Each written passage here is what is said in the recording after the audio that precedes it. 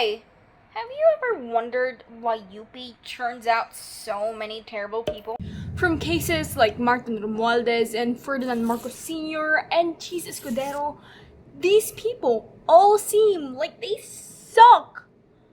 Don't get me wrong, UP definitely puts out activists, but when we look at our most powerful alumni, they all share a common thread: corruption. Why? Well, to figure it out, we're going to have to delve deep into the theories and typologies of leadership. Question is, where are we getting those theories? Well, it turns out a lot of people have a lot of very different ideas on what leadership is. Today, we're going to be talking about this guy, Andrew Heywood. He's written a lot of textbooks about some of the most fundamental ideas and concepts of political science. Today, we're going to be talking about his 4 theories of leadership. Heywood's first theory is leadership as a sociological phenomenon. Think monarchs, nepo babies, things of that nature. Essentially, leaders suck because circumstances of their birth have forced them to be leaders. Because the era they are going through is hard. Because the world forces them to be so. Heywood's second theory of leadership is leadership as an organizational necessity. Basically, when organizations get complex enough, leaders sort of just naturally arise.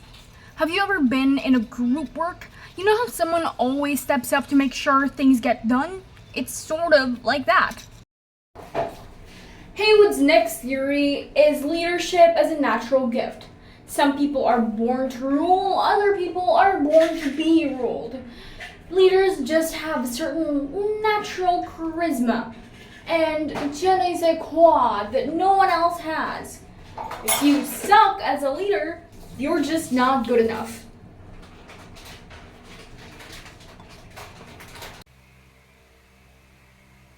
And last, but certainly not least, is leadership as a political skill. If politics is just the art of manipulation, then of course leadership can be trained. Think positions like student council president and the like. All of those serve as training grounds for the world's future politicians. If they're not good enough, it just means that they weren't trained enough. Alternatively, it could be that you're so good you've built up a massive cult of personality, a la Hitler, a la Duterte, a la Xi Jinping. Okay, we're done talking about all of that. Now let's talk data. You've probably already heard of the political compass test. I decided to make something like that, but for Heywood's leadership typologies. And being the great friend that I am, I made all my student leader friends take that survey. Here's your graph. As you can see, they're all over here. I wonder why. Well, here's a few hypotheses.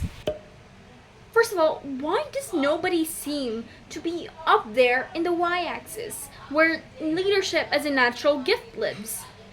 Well, it's probably because none of these guys want to seem too narcissistic, and they know I'm the one who's going to be reading the data. There are only 2 people on the right side, probably because these guys are student leaders because they want to be. They probably don't feel the societal pressure associated with leadership as a sociological phenomenon. And let's acknowledge the elephant in the room. It could all just be a sampling bias. I like to surround myself with a certain kind of person, and that's why they're all down there in the 3rd quadrant. And of course, we can't forget the no man's land that is the 2nd quadrant, the intersection between natural gift and organizational necessity. Why is that? I think it's because they're fundamentally incompatible. People who think themselves naturally gifted seek to upend the system, not conform to it.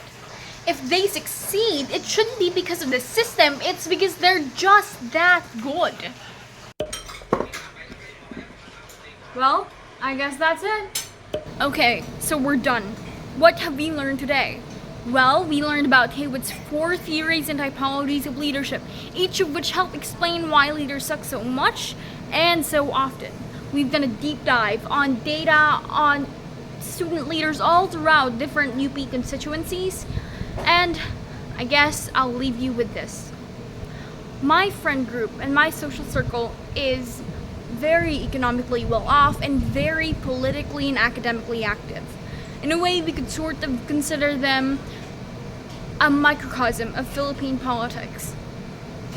I asked them after they answered that survey, do you have any plans of running for office after college? 3 of them said yes. 3 of the 13 people on that graph might just be your next mayor or congressman or senator or president.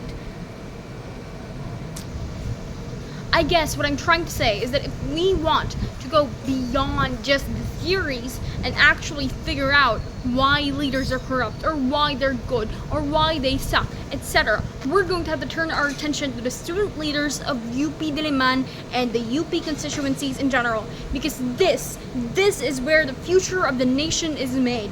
It is a microcosm of Philippine politics. It is a microcosm of Philippine society at large.